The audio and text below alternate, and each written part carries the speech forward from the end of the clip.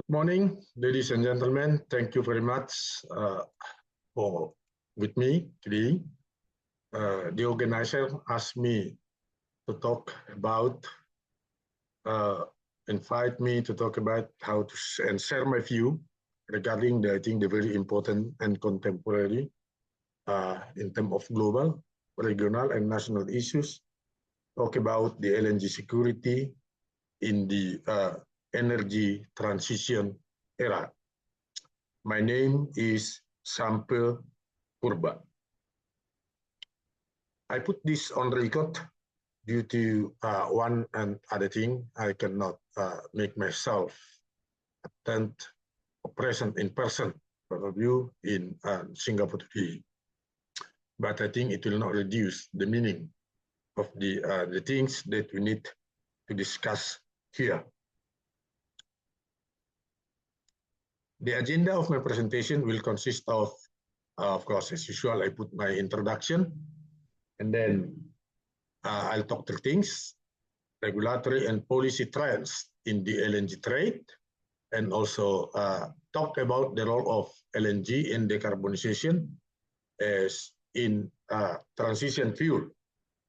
And the third things, we talk about what will be the impact of decarbonization for LNG business in three things, whether it in commercial, technical, and from operational perspective at the end, and then I will put to the conclusion as my concluding remarks.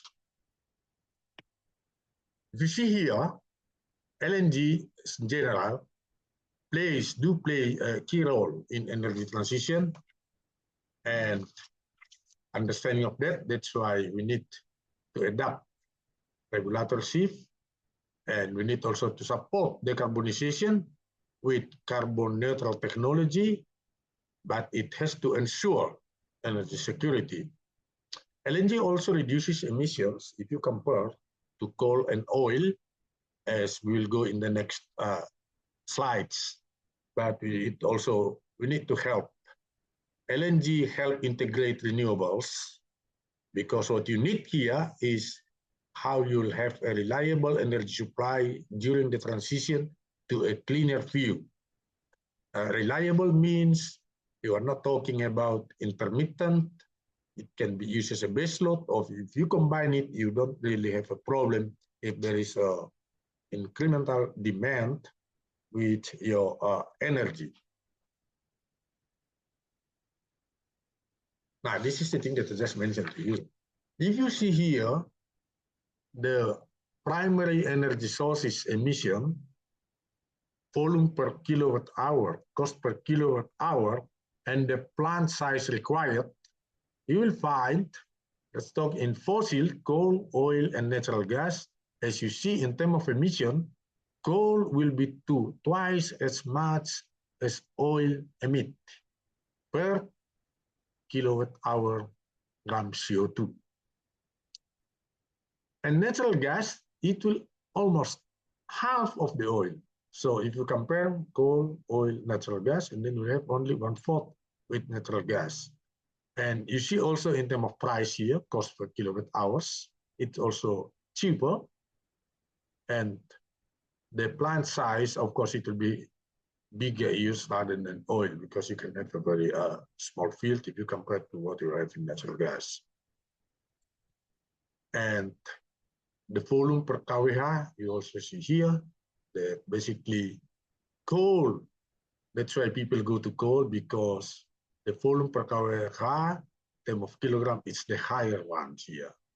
But if you compare later on to the renewable energy, yes, such as geothermal, nuclear, wind, and solar, you will see actually in terms of emission, they are really very lower, but as I just mentioned, we do have still some issues, especially with respect to will it be intermittent, and can it be used as a base load, and how about the technology involved, and how can you integrate it with the existing that already in place, say in terms of your network, electricity network, yeah.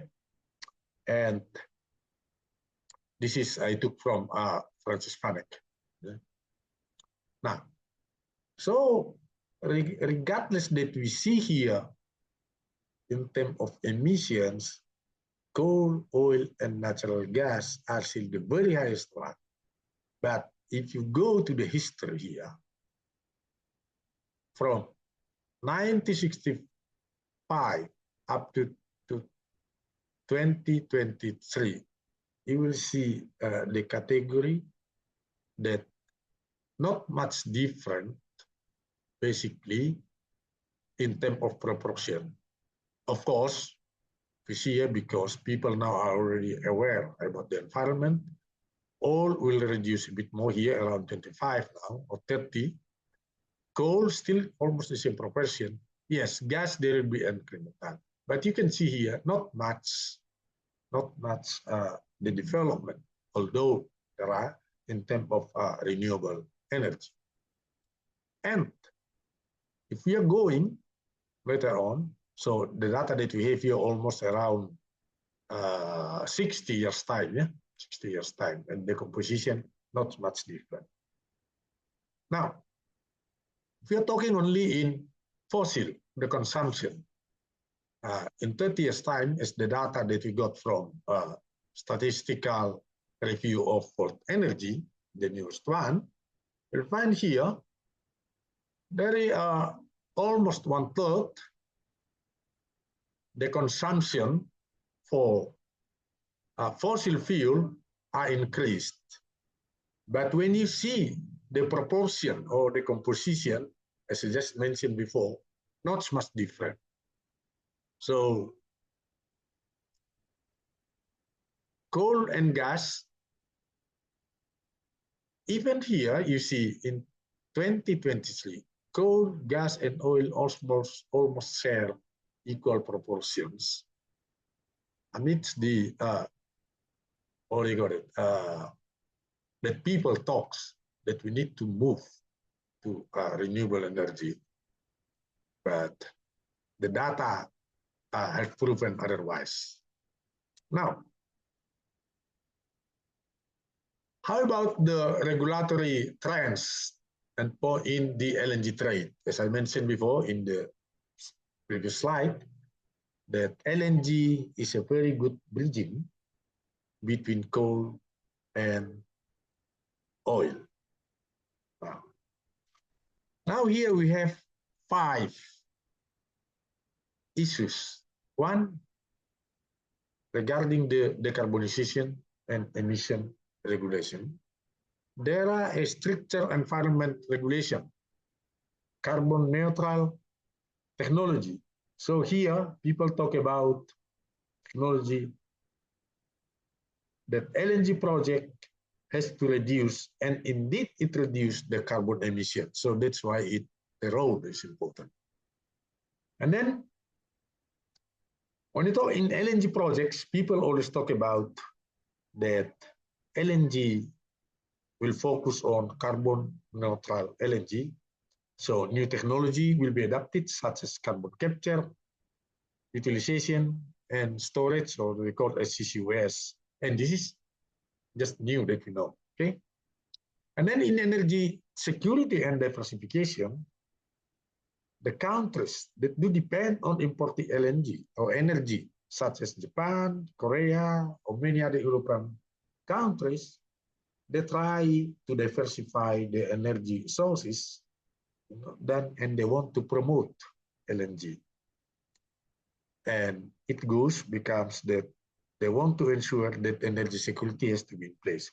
Even when you see now, let's say in the crisis in Russia, Ukraine, so it accelerates the LNG demand in Europe. And it also calls for an incremental in LNG terminal and some regulations checks.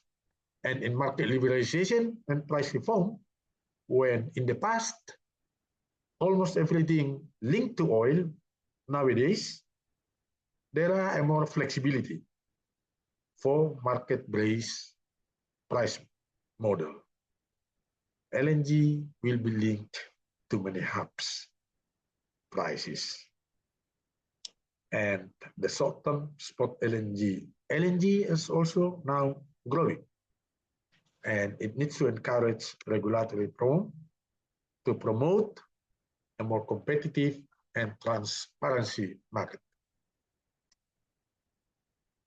While in the infrastructure's development and supporting policies now are introduced in order to increase the LNG infrastructures, such as liquefaction plant, regasification terminal, and pipelines, as those things are critical to meet the rising global LNG demand. And even in new developed countries such as Southeast Asia, let's say Thailand, Vietnam, or the Philippines, they are encouraged to invest in LNG terminal to support the growing gas demand. So there are interlinks between the unique gas and the infrastructure required to support such kinds of things. Now, let's see how this is actually, I would say, if you see this share of global CO2 emissions, because you know the world now talking about how to reduce emission. But if you see the history, let's say we have 3 big countries that are giant in terms of energy. Used to be UK in the past. If you see the data here, during the era of industrial revolution, almost recording 70% of emission come from UK, but now they reduced. But it helps UK to dominate the world during the time. That's why now the English become the, what do you call it, the international language, because they dominate in the past. And now other countries learn from that. Later on, if you see here, the purple line, that's the United States. The global emission here, due to, as I mentioned before, coal will be very high used. Coal are very dominant here. Now they have, what I call it, now they have the understanding that they want to reduce it, and that's why it becomes reduced. China, on the other hand, if you see here, used to be nothing in the past. But now they understand they are very high consumption in terms of coal, with, of course, other primary energy. That's why it increased here the share of CO2 emission. So the consciousness to the emissions, to some extent, it has to see it interlinks with the economy.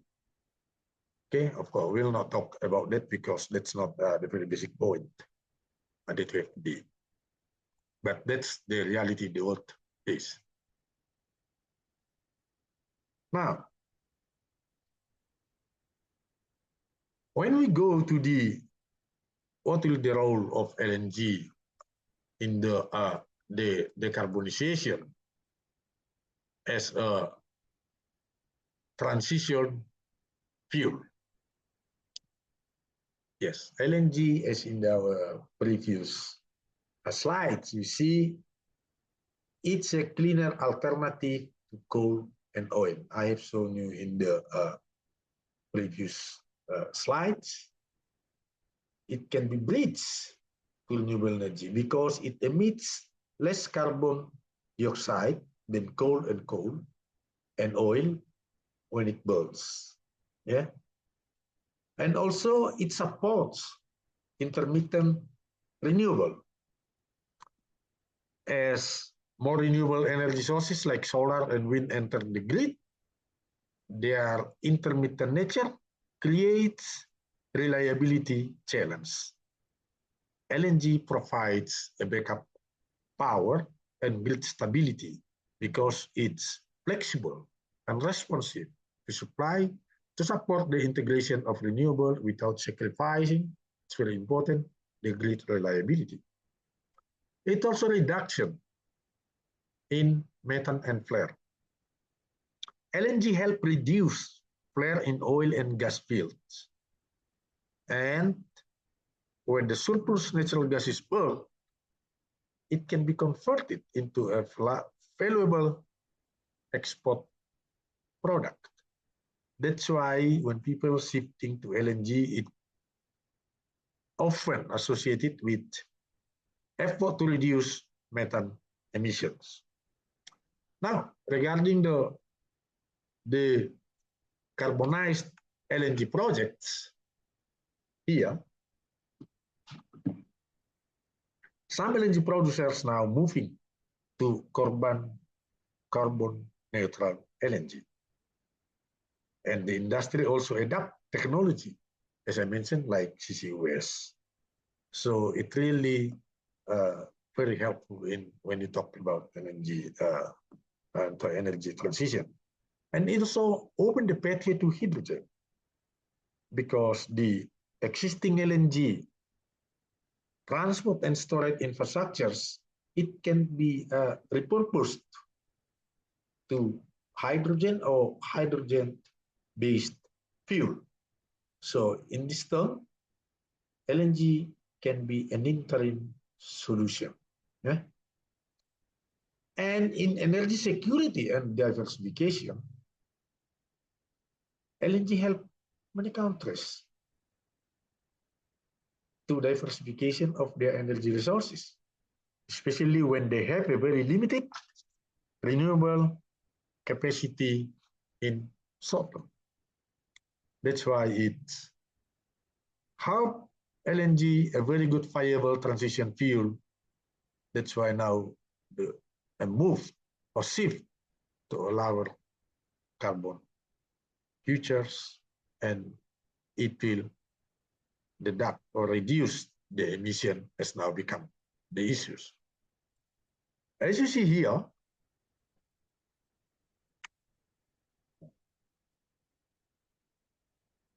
now in 20 years time,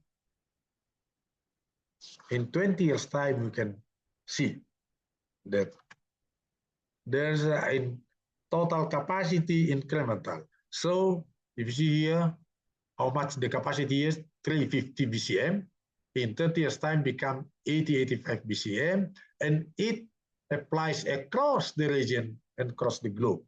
So this is to confirm that the development of more LNG export facilities required across the region. Yeah, because it not only if you export, somebody needs to receiving it. So this is the data that I took from the EIA report. And you see here that US and Qatar accounts for 60% of this. However, I would mention to you the regions encounter different challenges. You see here, let's say in Asia, more are coal, the red one is gas, and the green one is the liquids or oil. Not many here. So very dominant in Asia is still oil or coal, gas, and liquid, more than 60% here. While if you go to United States, due also to their regional richness, so more there you can find hydro. But even in big countries like Russia, the percentage are also quite equal to what we have in Asia. And one quite similar things is that when you talk about solar, wind, hydro, not many proportions. They're already being replaced by those things. Yeah? So it means different country faces different challenge. It also, I believe, if the world want to move forward together, they have to take it into account, because not all countries have equal capability. Now, in the next slide, we will see what will be the impact of decarbonization to LNG business. I mentioned before in the introduction, we can see from three perspectives, from commercial and technical and operational. There will be shifting from commercial perspective as the world move toward net zero target. Some put it net zero in 2050, some in 2060, but the campaign is there. And then it opens new market opportunities. Decarbonizations open up new revenue streams for LNG producers because they want to sell, if you can sell carbon neutral LNG. And in some countries, it can bundle with carbon offset or carbon capture services. While in terms of pricing and contract adjustment, as I mentioned, traditional oil-linked contract will be shifting to a hybrid, maybe hub-based pricing, maybe also will incorporate carbon pricing or give some premium to the environment for low carbon LNG. I read this in BP Global publication recently. From technical perspective, there will be an integration in CCS because people or the world now, CCS technology has to capture and storage emission. That's now the point they will make. So we expect there will be technical upgrades to the existing facilities. In terms of innovation and transport, storage, now if you see the LNG carrier now, there is an effort to reduce boil of gas, yeah, and also to adapt new containment system that it will help LNG meet decarbonization targets. And as I mentioned, it also can potentially to adapt future hydrogen use. And now they want also how to prevent methane leak. Technology for leak detection and reduction is very important and essential to minimize the climate impact. Is important of LNG production because you know LNG is also fossil, but with those technology it will help. And from operational perspective, the operational efficiency, now LNG business are under pressure to reduce the carbon intensity of their operation. And in terms of supply chain adjustment, companies now are adopt sustainable practice to see even including the source of gas from fields if you have lower carbon intensity and to optimize logistic and minimize emission. And in some countries, and they already been introduced, something like LNG supply chain certification. So along the way, you will see to track the carbon content of the LNG. It's very important. You can read it from IEA. In the term of safety and compliance, now there are more stringent, what they call it, stringent decarbonization policies. They introduce new operational safety and compliance challenge. And the LNG facilities needed to operate in the tighter emission standard and to integrate more environment monitoring system. But it has to ensure the safety protocols has to be always maintained. So the commercial, technical, and operational perspective, which is reachable, basically. It's not like, as I just mentioned before, renewable, where you still need technology and maybe high capital, intermittent. Of course, we are moving forward though. But now what we have now, LNG, is a very good bridge. Yeah? So let's see here. Investment flow here, more will go to the lower emission power. Yeah? Yeah. Low emission power, that's what to be expected now, and it's already done. So in terms of final energy, low emissions is the campaign. Okay. People of the world now optimistic that the electricity usage will be more efficient and bioenergy will boost the future. Yeah, of course, everybody has to be optimistic. If you see here, the global final energy demand by LNG carrier under 1.9 degree scenarios, we have 3 scenarios, right?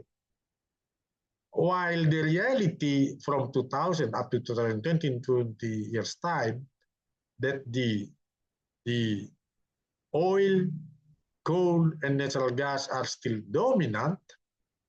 But as you see, in terms of exajoules, that the electricity now will be, the electricity usage will be more efficient, and also it will help add with that bioenergy. Our country also work for this, especially in bioenergy. Now let's see, like in our country, Indonesia specifically. If you see in general, this is the data that I got from the stat.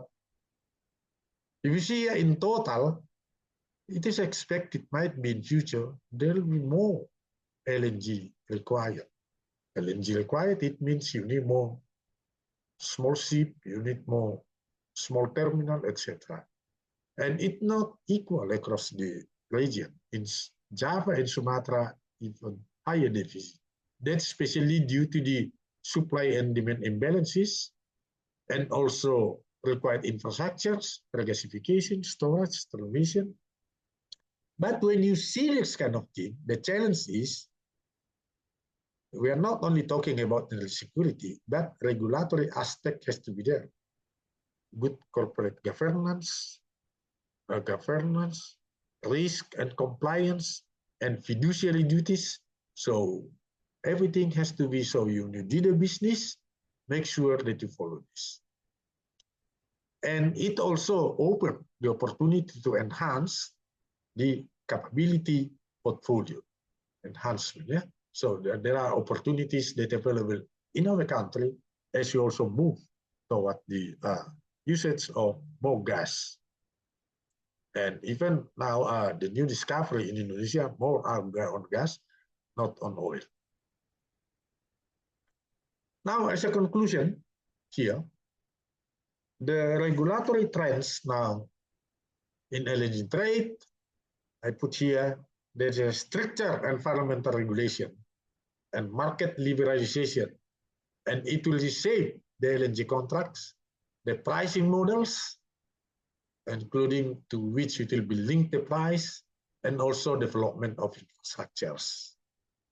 And regarding the role of LNG in decarbonization, LNG, we do believe it's a cleaner alternative to coal, and it will support to reduce the emission, and it will integrate the renewable, and it also open the opportunity to facilitate future hydrogen infrastructures. And the impact of decarbonization on LNG business, from commercial perspective, there are demand for carbon neutral LNG. From technical perspective, investment in CCUS, carbon capture, and also in emission reduction technology now become the new reality and consciousness of not only business, but also the government. And from operational compliance, focus on efficiency to reduce reduction, but has to comply with regulation, because this is inter-countries global business, but it has to also apply in place what the local regulation are. With this, I'd like to thank you for your attention, and you can also communicate with me because I put there my email and everything else. And again, this is some references from my presentation. And again, thank you very much for your attention.